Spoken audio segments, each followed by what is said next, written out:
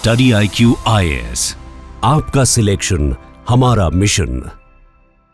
Reservation policy हमेशा एक बहुत बड़ा मुद्दा रहा है। ये पॉलिटिकल, सोशल, इकोनॉमिकल हर एक प्रोस्पेक्टिव को टच करता है और इसी वजह से रिसेंटली नागालैंड के अंदर कोहिमा में कुछ प्रोटेस्ट चल रहे हैं और इस सेशन के अंदर हम इसी मुद्दे के ऊपर बात करेंगे कि इन प्रोटेस्ट का कारण क्या है और फिर उसके बाद कैसे जो है रिजर्वेशन पॉलिसी नीड बेस्ड होनी चाहिए। रिजर्वेशन पॉलिसी पॉलिटी बेस्ड जो है वो नहीं होनी चाहिए। किस तरह से ये इवॉल्व की है और क्या क्या इसमें प्रॉब्लम्स आ रही हैं। तो इस मुद्दे को हम एक बहुत ही डिटेल्ड स्ट्रक्चर के अंदर समझने वाले हैं। चलिए शुरू करते हैं। So before we start, anthropology के जो प्रतिज्ञा बैचेस हैं दे आर लाइव और इसकी जो सेल है वो भी लाइव हो चुकी है and do have the ADS code, आप जो है उसको अवेल कर सकते हैं। ठीक है, देन उसके बाद जो PTO foundation batches they are also live और आप अगेन जो है वो ADS लाइव कोड जो है वो यूज कर सकते हैं। अब बात आती है नागालैंड की रिजर्वेशन पॉलिसी की। पहले हम इसका स्ट्रक्चर समझते हैं। जो सबसे इंपॉर्टेंट चीज है इसके अंदर समझनी वो ये है कि ये जो रिजर्वेशन पॉलिसी है ये 1977 के अंदर बनाई गई थी और इसका जो पर्पस था वो ये था कि कुछ बैकवर्ड ट्राइब्स को एक एक्स्ट्रा चांस दिया जाए कि वो जॉब्स के अंदर बेटर परफॉर्म कर पाए। अब जो नागालैंड की रिजर्वेशन पॉलिसी है वो 2 टियर पॉलिसी है। जैसे हमारे यहाँ पे रिजर्वेशन पॉलिसी है कि आपके पास जो है वो एक SC की कैटेगरी है, ST की कैटेगरी है, जनरल की कैटेगरी है, EWS की कैटेगरी है। कहीं कहीं पे विमेन को रिजर्वेशन जो है वो दे दिया जाता है इसी कैटेगरी के तहत। तो नागालैंड की जो रिजर्वेशन पॉलिसी है उसके अंदर बेसिकली ज्यादातर, क्योंकि वहां पे ट्राइब्स हैं, तो ज्यादातर जो है वो बड़ी जो कैटेगरी है वो ST की कैटेगरी है। जैसे फॉर एग्जांपल मिजोरम के अंदर नियरली 90% या फिर 90% से ज्यादातर लोग जो है वो ST की कैटेगरी के नीचे फॉल करते हैं।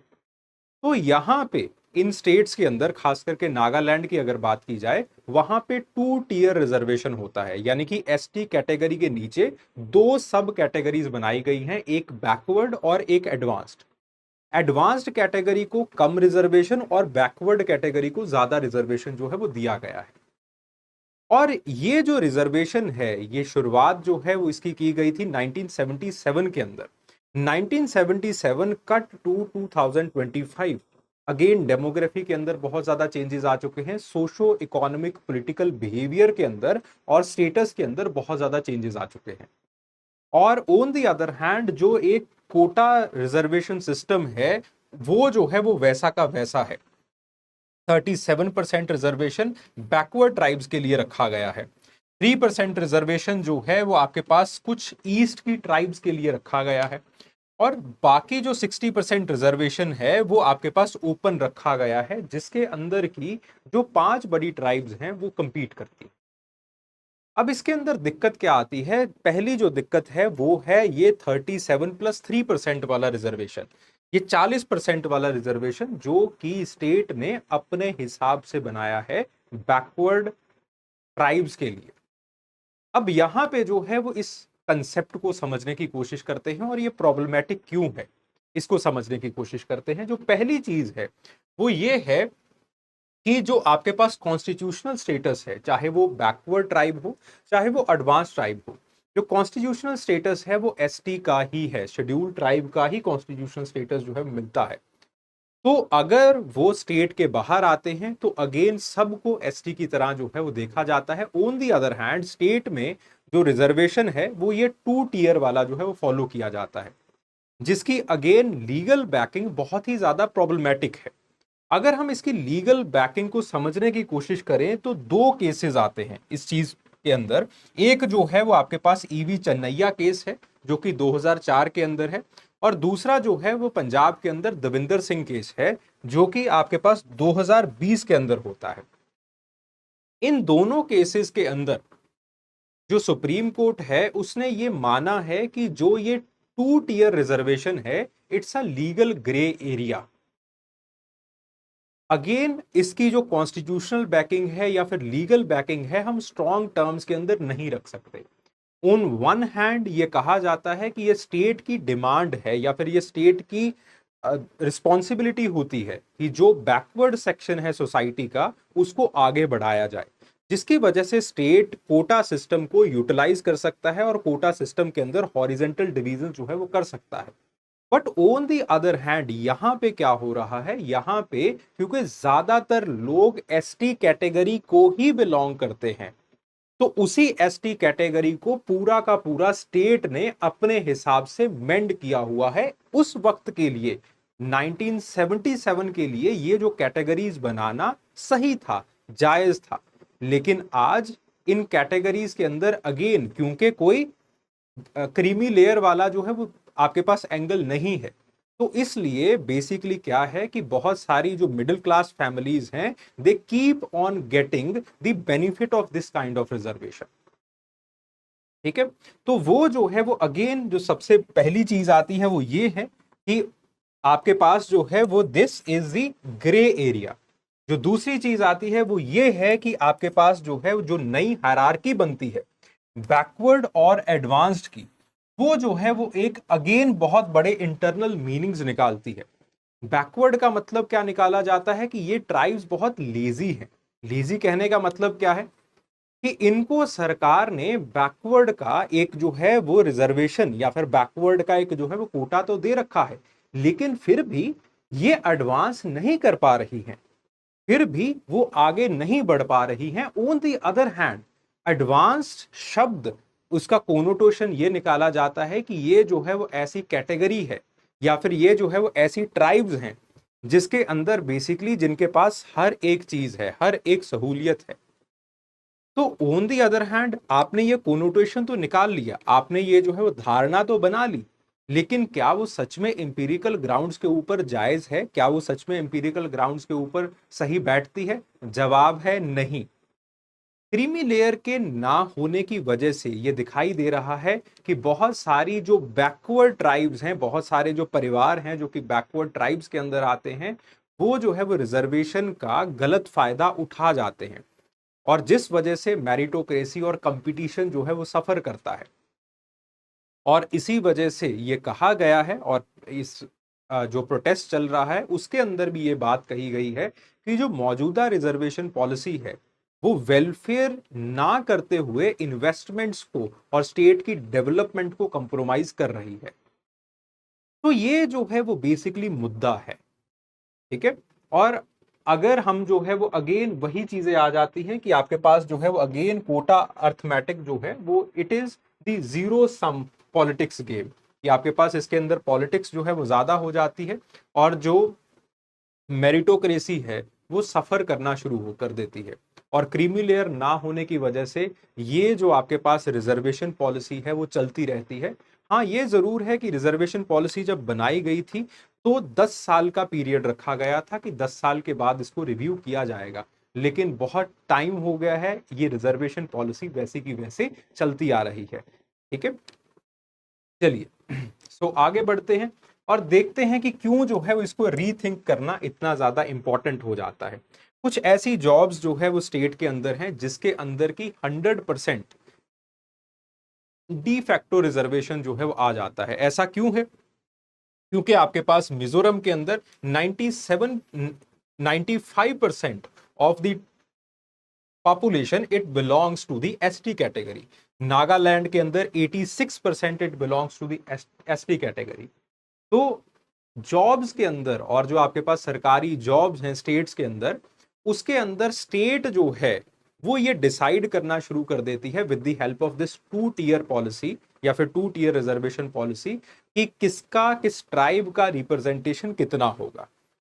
ठीक है, अब जब स्टेट ही ये सारी चीजें डिसाइड करेगी कि जॉब के अंदर किसका पार्टिसिपेशन कितना होगा, कौन सी ट्राइब कितना जो है वो आपके पास परसेंटेज उसका पार्टिसिपेशन होगा, तो बेसिकली होता क्या है कि स्किल गिर जाता है, लोगों का कंपटीशन का मेयार गिर जाता है। और वो नागालैंड के अंदर और नागालैंड के जो पड़ोसी स्टेट्स हैं उसमें भी ये चीज देखी जा रही है कि बहुत सारी ऐसी जॉब्स हैं जहां पे स्किल ना होने के कारण, मेरिट ना होने के कारण जो जॉब फिलिंग्स हैं वो नहीं हो पाती हैं। और उसी के साथ साथ जो दूसरी चीज है वो ये है कि ट्राइब्स के बीच में जो इनइक्वालिटी है वो बहुत ज्यादा बढ़ती जा रही है। खास करके जो ट्राइब्स अभी प्रोटेस्ट कर रही हैं, जैसे फॉर एग्जांपल आगामी ट्राइब है, ओ है, लोथा है, रेगमा है, सूमी है, तो इनके अंदर अगेन आपके पास जो है वो डेप्रीवेशन के लेवल्स जो है वो इंक्रीज किए हैं। ठीक है, तो और ये जो है वो tribes they are eventually feeling that they are left out, जिस वजह से बेसिकली ये जो रिजर्वेशन है ये it becomes a political game rather than the welfarist one.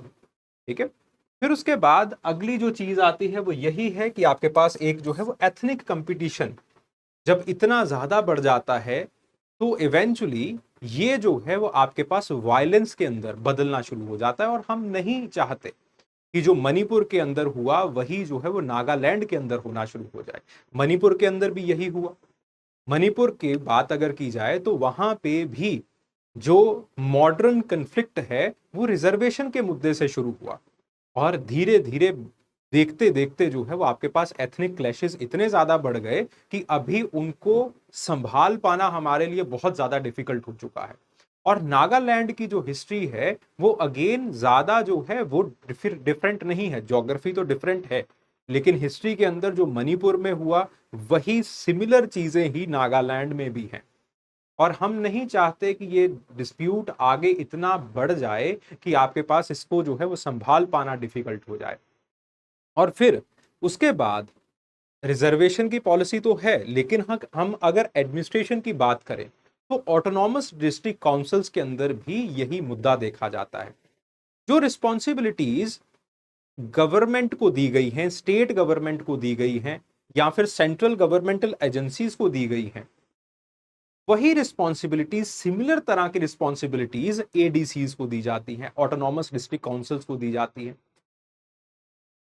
जिसके अंदर की ये देखा जाता है जैसे फॉर एग्जांपल लॉ की या फिर लॉ लीगल एडमिनिस्ट्रेशन की जो जिम्मेवारी है वो स्टेट एजेंसीज के पास भी है, और उसी के साथ साथ एडीसी को भी वो रिस्पॉन्सिबिलिटी जो है वो लॉ एंड ऑर्डर की दे दी गई है, जिसकी वजह से प्रॉब्लम जो है वो अगेन गवर्नेंस लेवल के ऊपर भी आ रही है। कभी जो स्टेट एजेंसीज हैं वो एडीसीज को साइडलाइन करने की कोशिश करती हैं, जिसकी वजह से again the tribes versus state वाली जो है वो एक सिचुएशन बन जाती है, और जिस वजह से अगेन टेंशंस इतनी ज्यादा इंक्रीज हो जाती हैं कि इन्वेस्टर्स भाग जाते हैं। एक इन्वेस्टर्स को जो है वो रिजर्वेशन पॉलिसी की वजह से स्किल सेट नहीं मिल पा रहा है, दूसरा जो है वो एडीसीज की प्रॉब्लम है, एडीसीज के अगेन अंदर जो है वो रिजर्वेशंस की प्रॉब्लम जो है इसी पॉलिसी की वजह से आती है। तो because of that again private investment suffer करता है, गवर्नमेंट मशीनरी जो है वो सफर करती है, and eventually this circle it goes on. फिर उसके बाद अगर हम अगली बात करें कि अगेन जो पॉलिसीज थी देवर मेंट कि 10 साल बाद उनको जो है वो चेंज किया जाना था, लेकिन वो कभी भी जो है वो चेंज नहीं हो पाई। अब बेसिकली करना क्या चाहिए? जो सबसे पहली चीज आती है वो ये है कि डेप्रीवेशन इंडेक्स जो है वो हमें बनाना चाहिए कि आपके पास जो है वो जितना किसी ट्राइब के अंदर डेप्रीवेशन है उतना उसको रिजर्वेशन देना चाहिए। उसी के साथ साथ ये जो डेप्रीवेशन इंडेक्स है रिजर्वेशन के साथ साथ हमें स्किल इंटेंसिफिकेशन प्रोग्राम्स पूरे नॉर्थ ईस्ट के अंदर जो है वो बढ़ा देने चाहिए, क्योंकि अगर स्किल होगा तभी जो है वो जॉब, तभी बाहर से, जैसे सिक्किम के अंदर हमने देखा कि फार्मास्यूटिकल इंडस्ट्री जो है वो उसने बड़ी अच्छी इन्वेस्टमेंट की, और जो ह्यूमन डेवलपमेंट इंडेक्स है वो किस तरह से स्काई रॉकेट किया। ठीक है, वैसा ही हम चाहते हैं कि बाकी नॉर्थ ईस्ट के स्टेट्स के अंदर भी हो, और आपके पास जो है वो अगेन एक प्रॉपर डेप्रीवेशन इंडेक्स्ड कोटाज अगर बनेंगे तो, और उसी के साथ साथ स्किल डेवलपमेंट होगा तभी जो है वो काम बन सकता है। उसी के साथ साथ जो क्रीमी लेयर है उसको इंट्रोड्यूस किया जाए।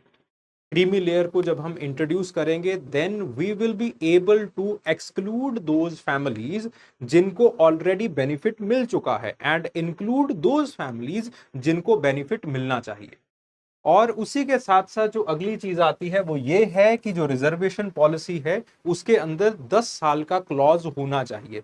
10 साल के बाद रिजर्वेशन पॉलिसी को रिव्यू करना चाहिए और रिव्यू करके जो अमेंडमेंट्स हैं वो होने चाहिए।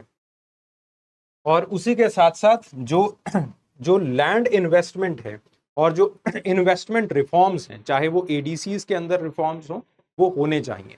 और हमें एडीसीज को, ऑटोनमस डिस्ट्रिक्ट काउंसिल्स को और ज्यादा स्ट्रेंथन करना पड़ेगा। अभी क्या कर रहे हैं, हम उनको साइडलाइन करने की कोशिश कर रहे हैं। जहां पे स्टेट एजेंसीज आ जाती हैं लॉ एंड ऑर्डर के अंदर, हम एडीसीज को साइडलाइन करते हैं, जिस वजह से एक ट्रस्ट डेफिसिट पैदा हो जाता है between the state and the tribe. हम नहीं चाहते कि स्टेट और ट्राइब के बीच में कोई भी ट्रस्ट डेफिसिट पैदा हो, और ऐसी जो चीजें हैं वो ट्रस्ट डेफिसिट को बढ़ाती हैं, कम नहीं करती हैं, और जिस वजह से आपके पास अगेन स्टेट पीछे जाना शुरू हो जाता है। तो एडीसीज को स्ट्रेंथन कीजिए, एडीसीज को स्किल इंटेंसिव बनाइए, गवर्नेंस स्ट्रक्चर के अंदर लेके आइए, और उसी के साथ साथ जो लैंड के ऊपर रिफॉर्म्स की जरूरत है, जो डेमोग्राफिक रिफॉर्म्स की जरूरत है, सोशल रिफॉर्म्स की जरूरत है, उसके ऊपर सरकार को ध्यान देना पड़ेगा, ताकि जो प्राइवेट इन्वेस्टमेंट्स हैं वो भी स्टेट्स के अंदर फ्लो कर सके। और ऑब्वियसली जो पीस बिल्डिंग मैकेनिज्म्स हैं वो जो है वो हमें स्ट्रेंथन करने पड़ेंगे। तो this is the way out from this particular situation and the government has to be promptive. ऐसा नहीं है कि प्रोटेस्ट चल रहे हैं तो बस चल ही रहे हैं, ऐसा नहीं होना चाहिए। और गवर्नमेंट को एक बहुत ही प्रोएम्प्टिव और स्ट्रॉन्ग जो है वो एक्शन लेने की जरूरत है। Thank you very much. Study IQ IAS, आपका सिलेक्शन हमारा मिशन।